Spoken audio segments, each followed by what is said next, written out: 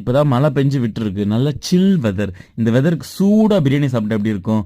நாம இப்ப அதான் சாப்பிட போறோம். மணி இப்ப நைட்டு 12:30 மணி. நைட்டு 12:30 மணி ஞாபகம் வச்சுக்கோங்க. நானும் என் தம்பியும் ஏதாவது சூடா சாப்பிடணும் போல இருந்துச்சு. தூக்கமே வரல. சரி 2 பேரும் வாடா வண்டி எடுத்துட்டு கிளம்பலாம்னு சொல்லிட்டு அண்ணன் நகர் வந்தா ஜம்சம் பிரியாணில எங்களுக்கு முன்னாடி 100 பேர் நிக்கிறாங்க. அப்புறம் போய் நாங்களும் கஷ்டப்பட்டு சண்டை கிண்டை போட்டு டோக்கனை வாங்கணும். 2 பிரியாணி டோக்கனை வாங்கணும். வாங்கிட்டு லைன்ல நின்னா அவர் அண்டா பிரியாணி காலின்ட்டாரு. என்னண்ணா இப்படி சொல்றீங்கன்னா, தம்பி இருப்பா பின்னாடி இன்னும் 2 இறக்கிட்டு இருக்கோம் வெயிட் பண்ணப்பானாரு. அப்புறம் சூப்பர்ண்ணா சூப்பர்ண்ணான்னு சொல்லிட்டு உள்ளே போய் 2 டோக்கனை கொடுத்து சும்மா பிரியாணி லெக் பீஸாக வச்சாரு பாருங்க.